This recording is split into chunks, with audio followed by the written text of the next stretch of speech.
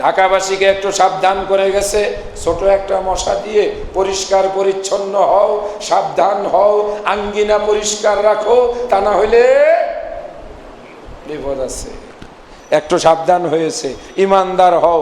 চীনের corona virus দিয়ে সারা পৃথিবীর মানুষকে সতর্ক করেছে, সাবধান হও। যদি সাবধান না হও এইভাবে আসতে থাকবে। সময় অনেকটা হয়ে গেছে। আমিও আজকে একেবারে ডাইরেক্ট সফর, ওই যে হাতে ব্যাগ, এসেছি সাতক্ষীরা থেকে। সাতক্ষীরা থেকে ঢাকা, ঢাকায় আমার চাকরি বাকরি কাজকর্ম সেরে এখান থেকে বাসায় আগামীকাল আবার যাব পাবনায়। এভাবেই চলে, গলার আওয়াজ ভাঙ্গা, বিশ্রামের সুযোগ নাই। আলহামদুলিল্লাহ। তবে আল্লাহর আছে রহমত, আপনাদের আছে দোয়া, বলি আলহামদুলিল্লাহ।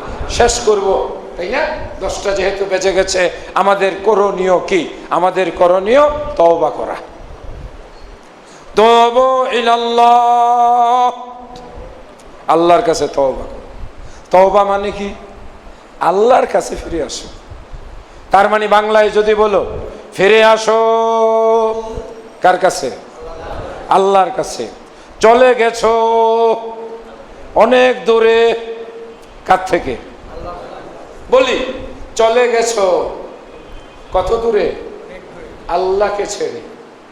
আল্লাহ বলছেন এগুলো দিছি, ফিরে আসো।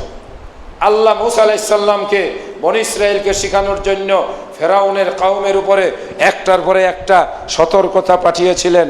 ব্যাঙের খেলা শেষ, ব্যাঙ নাই।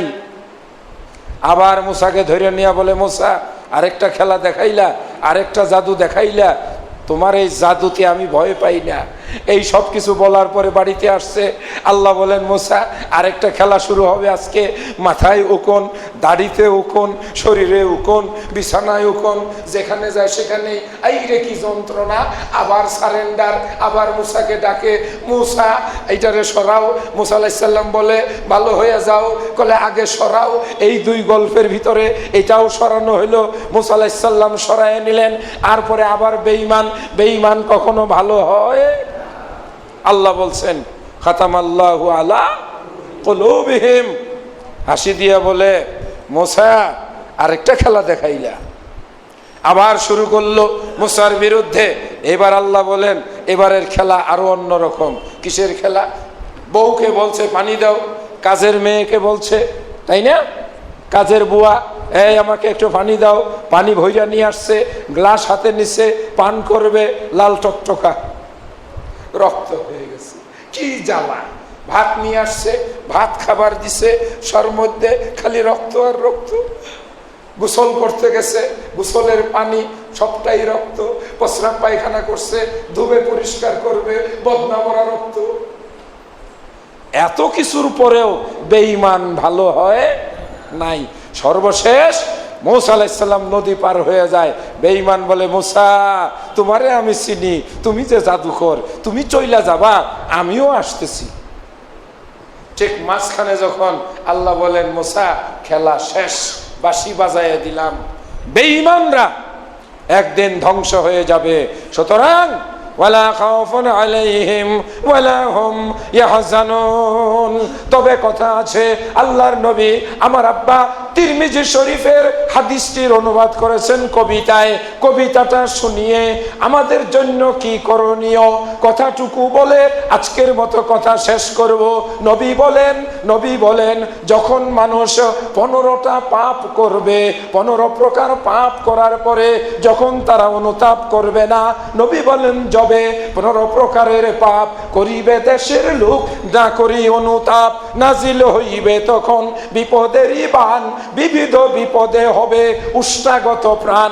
1 নাম্বার সরকারি লোক যবে তসরূপ করিবে, আমানতের খেয়ানত যখন করিবে, যখন দিবে না ধনী ধনের জাকাত, মসজিদ লইয়া যখন করিবে বিবাদ, ধন সম্পদ লাভ করিবার তরে যখন শিখিবে বিদ্যা ধরণীর পরে, রমণীর কথা মতো যখন চলিবে, জননীর প্রতি যবে অন্যায় করিবে, বন্ধুদেরও সঙ্গে হবে ভদ্র ব্যবহার, পিতার প্রতি করবে ঘোর অত্যাচার, স্বার্থবাজ লোক হবে দেশেরও চালক, করিয়া অন্যের ক্ষতি হবে বড় লোক। এমনি ভাবে গান বাদ্যে মত্ত লোক হইবে যখন, নাজিল হইবে তাদের প্রতি বিপদ তখন।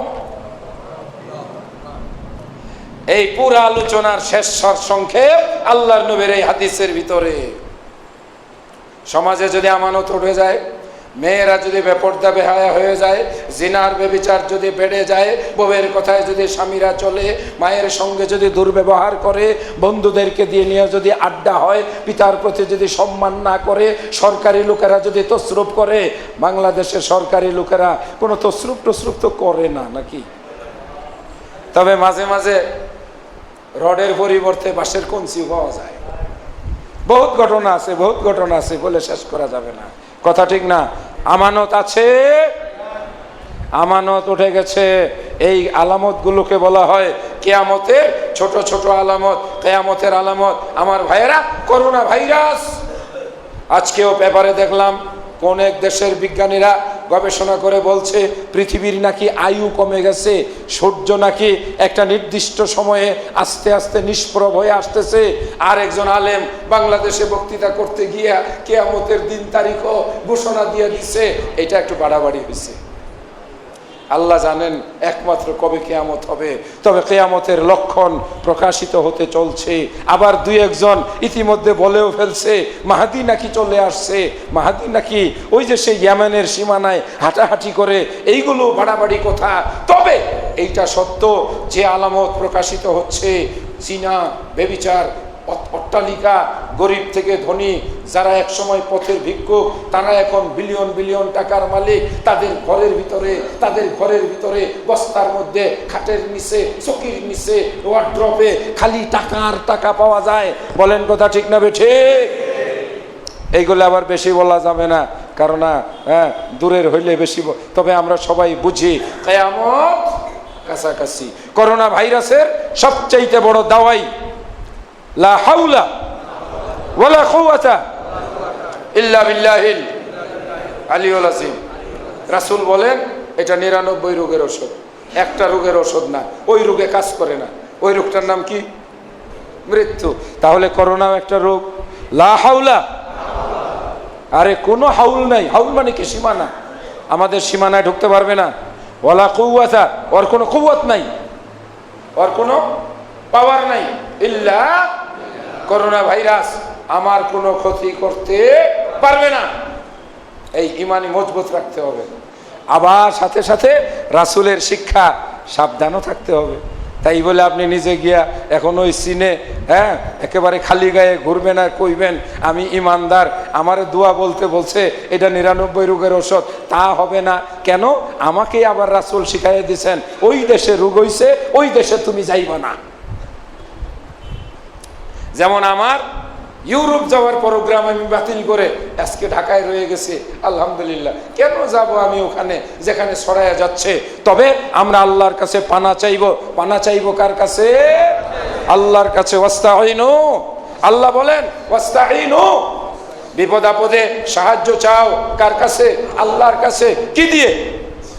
বিসবরে ওয়াস সালাত। কারো যদি রোগ হয়ে যায় সবর করো।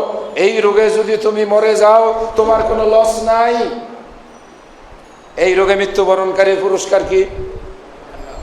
আরে শহীদ। কারণ পানিতে ডুইবা, আগুনে মইরা, প্লেগে, মহামারীতে।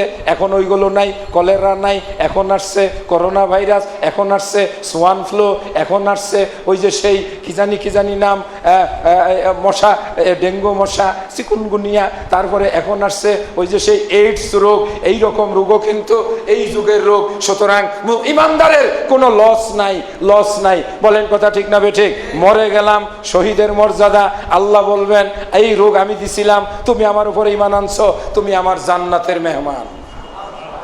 বেঁচে থাকার জন্য তওবা এবং ইস্তিগফার। বলিন আস্তাগফিরুল্লাহ, আস্তাগফিরুল্লাহ, আস্তাগফিরুল্লাহ। শিখাইছিলেন নূহ আলাইহিস সালাম, ডেকে বলেছিলেন তিনি বলেন কোরআন মাজিদে সূরা নূহের ভিতরে, ফাকুল তুস্তাগফিরু রাব্বাকুম, তোমরা আল্লাহর কাছে ইস্তেগফার করো, ইন্নাহু কানা গাফফারা, নিশ্চয়ই আল্লাহ বড় দয়ালু, আল্লাহ বড় ক্ষমাশীল। নূহের কওমেরা ক্ষমা চায় নাই, নিজের ছেলেটাও ক্ষমা চায় নাই, কিন্তু আমরা বলি না আস্তাগফিরুল্লাহ আস্তাগফিরুল্লাহ আল্লাযী লা ইলাহা ইল্লা হুয়াল হাইয়ুল। এর ভিতরে বই আছে, আমার আব্বার একটা বই বের করে বড় ভারী কষ্ট করে নিয়ে আইছি সাতক্ষীরা থেকে।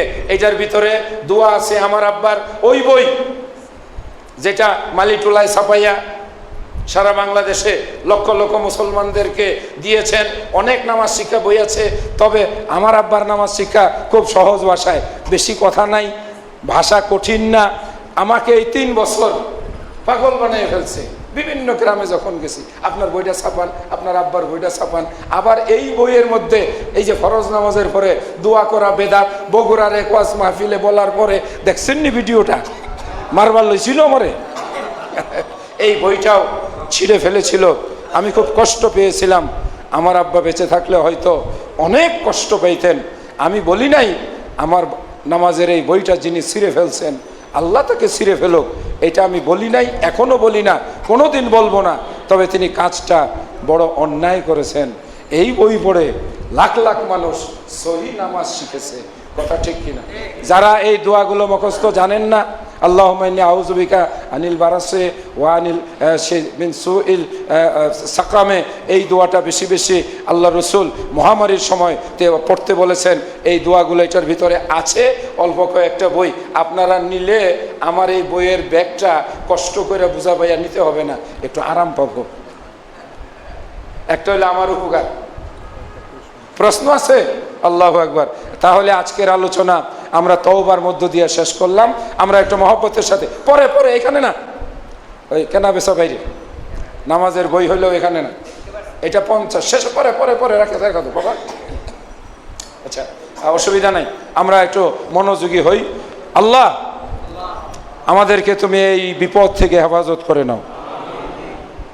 আল্লাহ আমাদের দেশ বহু মানুষের বসবাসের দেশ, এই দেশে যদি এই রোগ ছড়িয়ে যায়, আমরা চিকিৎসা করে এর মোকাবেলা করার ক্ষমতা রাখি না, একমাত্র তোমার দয়া ছাড়া। আল্লাহ তুমি আমাদের উপর দয়া করো। বাংলাদেশে যেন কোনোভাবেই করোনা ভাইরাস না ঢুকে, আল্লাহ তুমি আকাশপথ সীমান্ত পথ তোমার কুদরতের দেওয়াল দিয়ে বাংলাদেশের মানুষগুলোকে তুমি হেফাজত করে নাও। আল্লাহুম্মা ইন্না নাউযু বিকা মিন হাযাল মারাজি ওয়া সাকামে, এই রোগ এই ব্যাধি থেকে আমরা তোমার কাছে পানা চাই, আমরা তোমার কাছে পানা চাই। আমরা তওবা করছি, এই ধরনের বালা মুসিবত দিয়ে আল্লাহ পাক মানুষকে তওবা করান। আমরা সেই তওবা করি। আস্তাগফিরুল্লাহ আস্তাগফিরুল্লাহ আস্তাগফিরুল্লাহ আস্তাগফিরুল্লাহ আল্লাযী লা ইলাহা ইল্লা হুয়াল হাইয়ুল কাইয়্যুম ওয়া আতুবু ইলাইহি আস্তাগফিরুল্লাহ আল্লাযী লা ইলাহা ইল্লা হুয়াল হাইয়ুল কাইয়্যুম ওয়া আতুবু ইলাইহি আস্তাগফিরুল্লাহ আল্লাযী লা ইলাহা ইল্লা হুয়াল হাইয়ুল কাইয়্যুম। আমিন।